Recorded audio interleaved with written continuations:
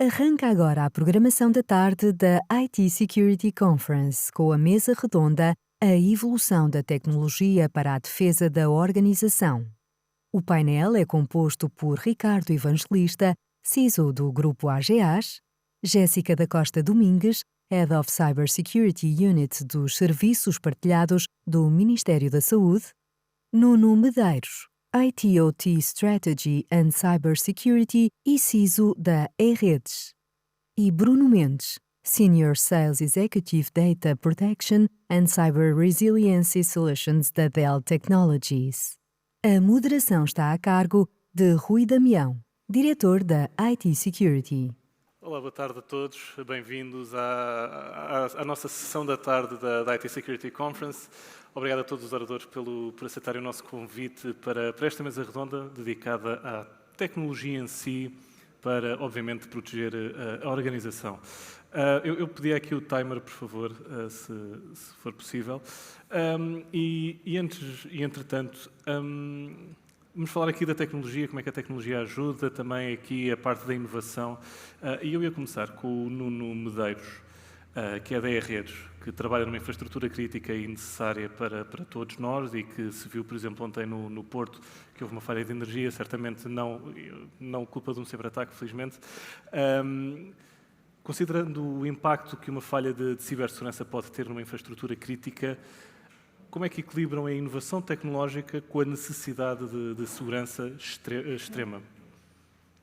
Obrigado pelo convite, Rui. E acho que essa pergunta é uma pergunta que poderia ser aplicada a qualquer tipo de setor, independentemente de estar mais orientado ou dedicado às infraestruturas críticas, porque neste momento inovar é mesmo um fator essencial de sucesso para as organizações e sabemos que essa inovação passa de uma forma muito significativa pela transformação digital.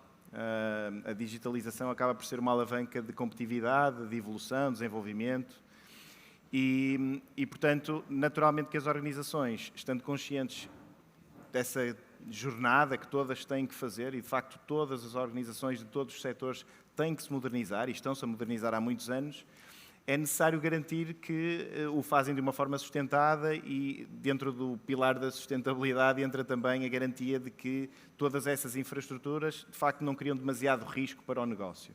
No caso das infraestruturas críticas, naturalmente que esse pensamento deverá ser ainda mais, digamos, mais expressivo no sentido em que os riscos são maiores, porque não se cingem exclusivamente ao negócio e à atividade, mas também àqueles que beneficiam do serviço público que nós prestamos. Mas a inovação tem que ser um dado adquirido para a nossa organização e aquilo que nós temos que fazer é, de facto, garantir que não existe essa fricção, que esse mindset de inovação versus cibersegurança não faz parte da nossa narrativa e, de facto, isto tem a ver com a cultura. Eu ouvia falarem disso precisamente aqui no vídeo. Cultura organizacional, onde a cibersegurança é, de facto, uma premissa dessa cultura, uma base fundacional. E, portanto, o que nós tentamos garantir é que não há esse diálogo inovação versus cibersegurança e que a cibersegurança está embebida nos processos que sustentam a transformação digital e a inovação. E é isso que eu vejo que na E-Redes, de facto, e na EDP, no grupo EDP tem acontecido há muitos anos, é que já não há o diálogo já não se coloca nesses termos.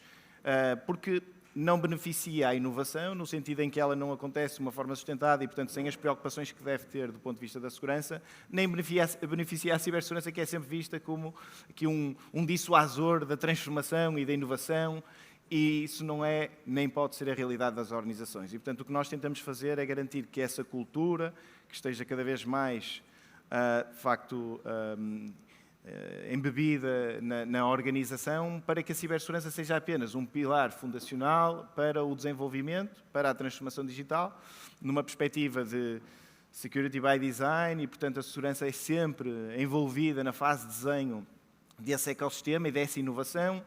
Security by default, a segurança é sempre uma prioridade no momento da implementação e ao longo do ciclo de vida.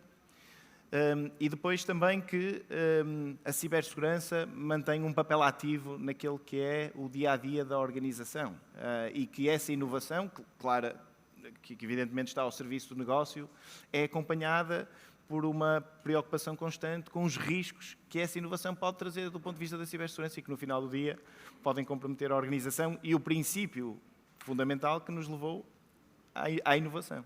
Portanto, esse é um pensamento que, de facto, eu acho que nas organizações, de uma forma geral, tem vindo a amadurecer, e eu diria que a maturidade das organizações no que diz respeito à matéria da cibersegurança está muito relacionada com isto. A cibersegurança já não é uma coisa que deve ser pensada, é uma coisa que está, de alguma forma, integrada nos processos, é natural, é vista de forma natural e acontece numa grande sinergia entre quem desenvolve, quem pensa, quem desenha e quem tem estas preocupações. Eu passava aqui a palavra à Jéssica, porque todos nós sabemos, e nós na IT Security publicamos, infelizmente por um lado, obviamente, várias notícias de que o setor da saúde é dos mais atacados, é dos mais visados, que tem sempre, infelizmente, muitas violações de dados, e dados que são confidenciais, obviamente, dados dos pacientes. Quais é que são aqui as medidas que estão a ser tomadas para garantir a segurança e a privacidade dos dados dos pacientes?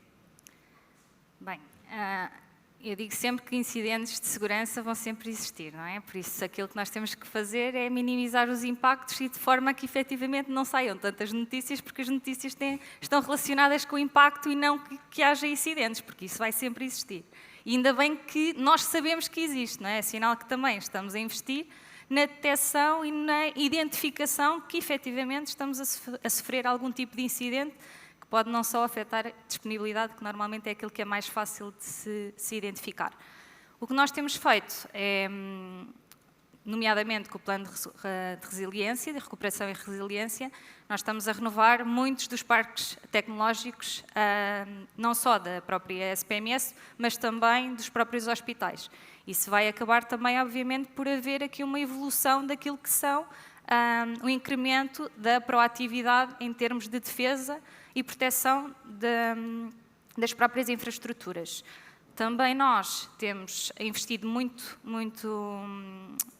recursos, então não só financeiros, mas também humanos, para nos capacitarmos na detecção de incidentes, nomeadamente com a equipa de resposta a incidentes dedicada que temos neste momento, e depois consciencialização das pessoas sempre, não é? Ou seja, porque com muito que nós estejamos a modernizar o parque tecnológico, não só da parte de infraestrutura, mas também com a revisão de muitas aplicações que eram legacy, que neste momento estão a sofrer também a alteração, ainda bem, não é? Ou seja, ainda bem que há esta consciência que é necessário efetivamente investir nas tecnologias que são utilizadas de suporte aos cuidados de saúde para as modernizar e para as tornar mais seguras, não é? Porque tecnologias legacy não suportam segurança, temos é que contornar com outras medidas mitigadoras, nomeadamente segmentação de redes, etc. Não é? E é isso que estava a acontecer até ao momento. Agora, existindo efetivamente aqui uma bolsa de oxigénio para se conseguir investir mais a sério naquilo que são as tecnologias que antigamente eram utilizadas, conseguimos também ter outro tipo de capacidade. Agora, obviamente nunca podemos esquecer a necessidade de consciencialização das pessoas, não é? Porque ainda por cima o nosso ecossistema trata muitos dados pessoais, muitos dados sensíveis, temos muitas pessoas de várias, mais conscientes, mais inconscientes,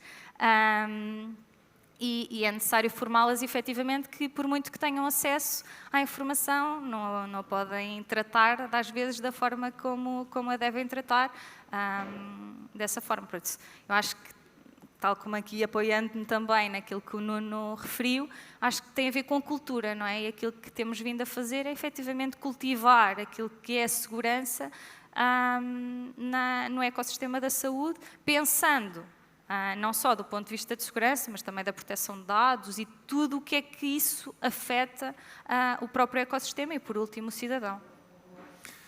Ricardo, as seguradoras também têm aqui grandes dados, uma grande quantidade de dados confidenciais dos seus clientes e as seguradoras podem ser alvos de ataques sofisticados para a obtenção dessas mesmas informações de riscos ou de sinistros. Perguntava-lhe como é que se gera a cibersegurança frente a estas ameaças tão direcionadas. Ok. Bem, boa tarde aos meus colegas de painel. Obrigado aqui também pelo convite. Boa tarde a todos. De facto, e alguém dizia isso, quer dizer, que o Nuno também dizia que, independente do setor, qualquer setor, qualquer empresa tem os seus dados sensíveis, tem as suas crown jewels, tem os seus ativos críticos. Mas a verdade é que há frameworks, e hoje falava-se no painel do José Alegria, que há frameworks que nos ajudam a guiar e a gerir o tema da cibersegurança. Obviamente são frameworks genéricas o suficiente para serem ajustadas e iteradas, não é? Porque uma ISO ou uma framework de cibersegurança do NIST é mais fácil, eu digo que é mais fácil de implementar, mas é difícil de manter. A verdade é que nós conseguimos adaptar e implementar uma framework genérica a qualquer setor. Obviamente que os riscos, e diziam isso aqui também, podem ser os mesmos, mas com um nível de impacto diferente, portanto acabam sempre por ser riscos mais elevados nos serviços críticos, não é? Pelo impacto que têm, pelo mediatismo que têm, pelos dados, pelo volume de dados que eventualmente processam. Naturalmente que o setor segurador não é exceção. E eu procurava era responder de uma forma genérica, ou seja o NIST, seja uma ISO 27001, seja qualquer que seja a framework de gestão e de governo de cibersegurança, há aqui um conjunto de categorias, digamos assim, de controlos que se dividem nos controlos mais reativos e nos controlos, eu diria, mais proativos. E se olharmos, por exemplo, para o NIST, começando pelo Identify e pelo Protect, estamos a falar aqui, por exemplo, de testes de intrusão, estamos a falar de campanhas de sensibilização e investir, no fundo, em consciencialização dos nossos colaboradores, porque eles também têm uma responsabilidade pelos acessos que têm e pela informação que tratam no dia-a-dia. Estamos a falar em monitorização contínua, estamos a falar em exercícios de phishing, portanto, tudo isso ajuda aqui. São diferentes tipos de controlos, backups, por exemplo, mais ao nível da recuperação da informação e dos nossos processos de negócio, que se alicerçam em tecnologia, e estamos aqui a falar de tecnologia. Portanto, acaba por ser, os controles acabam por ser genéricos. Agora, eu acho que o segredo aqui está porque de facto o nosso dia-a-dia é um turbilhão de atividades, todos nós naturalmente estamos sobrecarregados de trabalho e provavelmente e certamente as equipas são subdimensionadas para o trabalho que poderiam ter.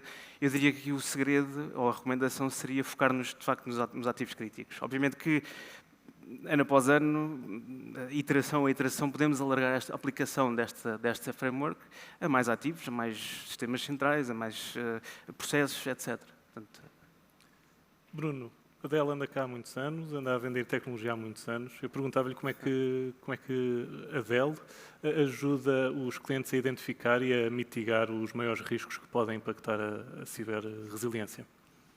Temos 3 horas? Não temos 3 horas. Bem, eu ouvi atentamente a grande parte das outras sessões e nós temos uma tendência muito grande a misturar ou pelo menos a falar como segurança como um todo.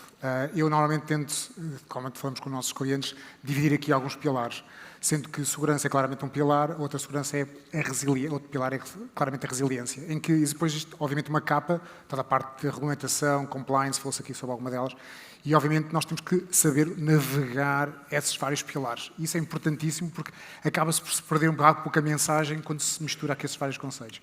Quando olhamos para a resiliência, e estamos a falar um bocado pouco sobre tecnologia, a nossa capacidade de resistir a ataques é isso que estamos aqui a falar. É aquela capacidade intrínseca que uma organização tem de ter os assets, que são claramente os críticos, de recuperá-los em tempo útil.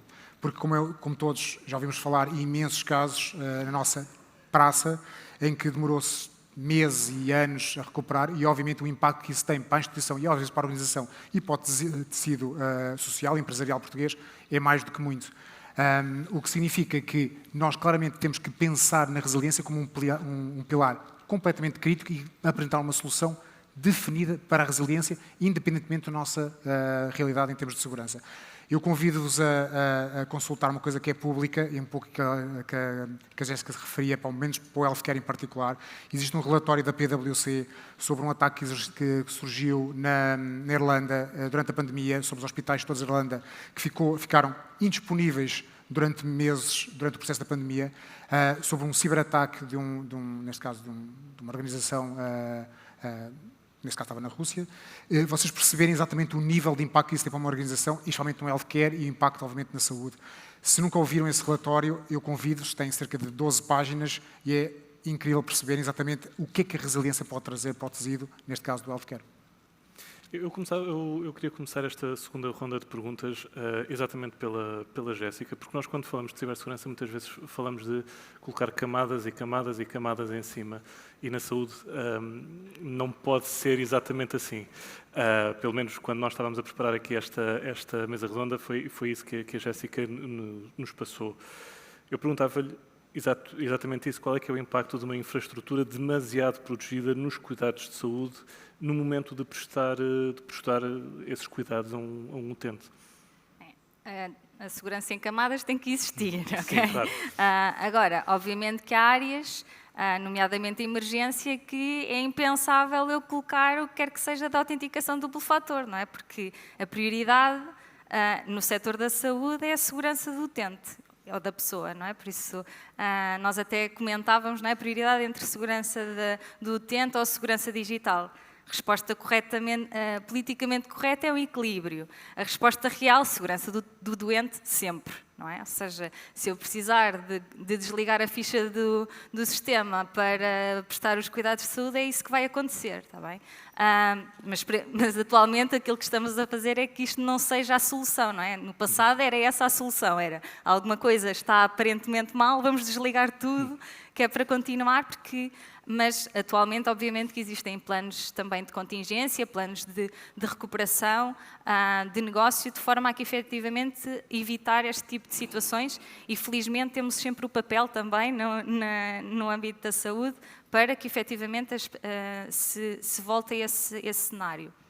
Mas, pronto, como disse, na saúde há certos contextos que não é possível incrementar a segurança de uma forma a seguir as melhores práticas de referência, não é? Mas isso cabe tudo a uma análise de risco, não é? Ou seja, naquele caso existe mais risco para o meu negócio se eu colocar este tipo de medidas de segurança do que não. Não é? Porque a segurança tem que se apoiar naquilo e tem que suportar o negócio. O meu negócio é a prestação de cuidados, por isso o meu risco nunca pode ser visto do ponto de vista de risco de segurança. Tem que ser risco de negócio, no qual contempla a segurança como um dos fatores. Por isso, em alguns setores, alguns departamentos, não podemos ter essa situação por isso mesmo, porque está sempre a vida da pessoa, do cidadão, neste último caso, em risco, por isso as medidas de segurança têm que ser proporcionais, adequadas e proporcionais ao mesmo. Não é? Ricardo, as seguradoras são conhecidas por terem uma abordagem de avaliação de risco muito precisa e acho que todas as pessoas que já fizeram um seguro sentiram isso na pele, obviamente. Eu perguntava-lhe como é que se utilizam estas mesmas metodologias, quer dizer, não exatamente as mesmas, mas este tipo de metodologias de avaliação para proteger os ativos digitais, eventualmente, da própria organização. Certo. Também aqui acho que não há necessidade de reinventar a roda. E há pouco o Rui dizia, na primeira pergunta que foi colocada aqui à Jéssica, que healthcare, os serviços de saúde eram dos mais atingidos, ou procurava haver maior, pelo menos em termos de número de ataques, era a afetar os serviços de saúde. E, de facto, aqui acho que não há que inventar a roda, ou seja, o objetivo, a metodologia que nós implementamos é uma metodologia standard, de gestão de risco, procuramos identificar cenários ou modelos de ameaça, procuramos identificar qual é que é a probabilidade do impacto delas se materializarem. Por exemplo, de um colaborador interno insatisfeito aceder a dados, neste caso seria de saúde, dados de sinistros, de prémios, etc., e publicar essa informação, ou volumes grandes de informação, ou seja, identificar atores, qual é que seria o objetivo de eu sofrer um ataque, para que efeitos, ou seja, para reputação, seria para financeiro, portanto, qual é que seria aqui a motivação para um ataque se materializar, para aferir, de facto, o impacto e a probabilidade de ocorrência. Isso dá origem ao que é o risco inerente, sem a aplicação de controlos de segurança. Isso vai nos permitir prioritizar quais é que são, mapeando estes riscos com os meus, ou estes controlos com os meus ativos críticos, perceber e prioritizar medidas de um plano de ação, medidas adicionais que devo assegurar que devem ser implementadas para mitigar o risco. E aí sim o risco residual, não é? E, portanto, acho que aqui também não há necessidade obviamente, as seguradoras tradicionalmente são conhecidas exatamente por tentar antecipar algum risco e tirar partido, no fundo, dessa metodologia de atuariado e etc., para identificar qual é que será a probabilidade de determinada situação ocorrer. Podemos beber dessas boas práticas que temos embebidas na in-house, mas, de facto, a metodologia é standard, no fundo, identificar atores maliciosos, porque é que os motiva, cenários de ameaças, fazer um levantamento exaustivo dos controles, mapear com os ativos críticos e depois definir a partir daí um plano de ação, priorizar, diria que é isto. Nuno, de que forma é que se preparam para lidar com ciberataques que sabemos bem se podem comprometer não apenas a redes, mas também o bem-estar social e eventualmente até a economia do país? Diria, em primeiro lugar, com um grande sentido de responsabilidade, que é algo que caracteriza quem desempenha este tipo de atividade nos setores críticos da sociedade. É uma cultura também muito intrínseca ao Grupo EDP e à redes e, de facto, estarmos a trabalhar num setor que tem uma importância tão grande para a sociedade, quer do ponto de vista direto, quer do ponto de vista indireto, porque todos os setores da sociedade, de alguma forma, estão dependentes de eletricidade, de energia, implica um sentido de responsabilidade e esse sentido de responsabilidade tem que ser, obviamente, alargado a este contexto, porque estamos conscientes por tudo o que acabamos de dizer, por tudo o que temos dito, que, de facto, a transformação digital é essencial para o setor também, enquanto alavanca é essencial para a transição energética, portanto, sabemos que a digitalização é essencial, sabemos que a digitalização tem riscos e sabemos que esses riscos podem ter um impacto grande na organização e na sociedade. Portanto, este pensamento está, de alguma forma, bem percepcionado pelas pessoas que trabalham na empresa. E depois, obviamente, alargando ao tema da cibersegurança, eu ancorava-me aqui no que o Bruno referiu, que é um pensamento de resiliência, mais orientado à resiliência. Portanto, se nós olharmos para a cibersegurança e para a ciberresiliência, eu diria que uma das grandes diferenças é que a resiliência está muito mais orientada não à proteção de sistemas e dados, mas sim à proteção daquela que é a atividade crítica desempenhada pela organização. Portanto, a continuidade de negócio é uma prioridade. E nós aqui, também para que compreendam o contexto da redes, essencialmente temos sistemas corporativos, depois temos sistemas operacionais que são essenciais para operar a rede elétrica 24 horas por dia, para resolver, digamos, as circunstâncias em que estivemos há 2 dias atrás, o mais rapidamente possível, garantir que o fornecimento de energia elétrica é garantido aos nossos clientes. Então, esse tipo de ecossistema, basicamente, tem que estar sempre a funcionar, tem que estar sempre disponível às equipas que o operam e, numa perspectiva de segurança, nós temos condições de garantir mecanismos mais orientados à resiliência do que, de facto, à proteção de dados e de informação. E esse pensamento tem que ser feito numa perspectiva, obviamente, de análise de risco, de avaliação de custo-benefício.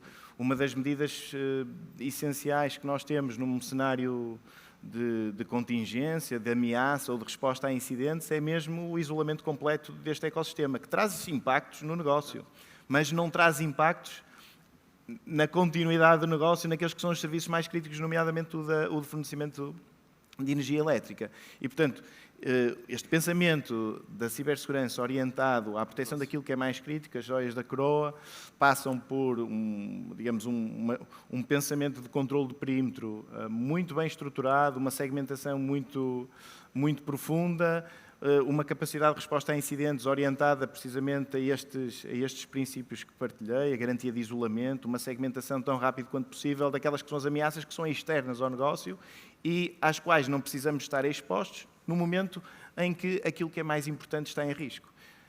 É dessa forma que nos preparamos, obviamente com uma grande articulação ao nível do grupo e depois também com as autoridades nacionais com quem temos que trabalhar no sentido de garantir que esta resposta é concertada, porque, mais uma vez, não é só proteger redes, nem a atividade redes, é aquilo que redes, de facto, presta, que é tão importante, o serviço que presta à sociedade, que é tão importante para todos nós. Bruno, eu perguntava-lhe como é que as organizações podem garantir que os seus investimentos em cibersegurança estão realmente a ajudar a fortalecer também a sua resiliência. Bem, é uma grande pergunta. Isso, eu acho que respondi de uma forma um bocadinho aqui ao contrário, que é, quando, e estamos aqui a falar sobre as joias da coroa, A ideia aqui, no caso da ciberresiliência, é garantir que as joias da coroa, aquilo que nós precisamos no dia seguinte, estejam claramente seguras, porque, independentemente do que acontecer, seja ela em que paradigma ele for, nós temos uma capacidade intrínseca de recuperar o negócio, aquilo que, obviamente, é a nossa premissa, como das várias entidades, o mais rapidamente possível.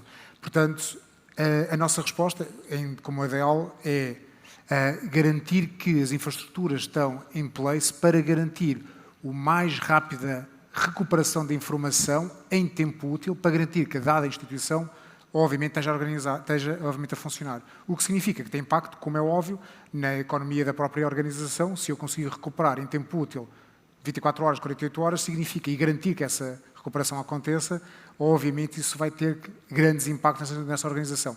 E, obviamente, se essa organização, como, por exemplo, no caso de ser uma E-Redes, uma EDP, uma SPMS, uma AGES, obviamente, tudo no seu pequeno mundo, obviamente esse impacto tem um impacto gigante, não só nas organizações, mas impacto social enorme, como já dá fácil perceber, por exemplo, que aconteceu publicamente, por exemplo, uma Vodafone, que é o impacto social que ela teve nos últimos anos. Portanto, significa que essa capacidade de recuperação perfeitamente delimitada e clara é importante para a gestão da economia da empresa e, obviamente, no processo de aceitação de certas tecnologias dentro de casa que permite a recuperação da informação. Eu quero agradecer a todos. Nós, na verdade, ainda temos alguns minutos, mas vamos, se calhar, tentar aproveitar para ganhar alguns minutos, que lá está. Mais uma vez, muito obrigado a todos e vamos seguir com o nosso programa. Obrigado. Muito obrigado. Obrigada.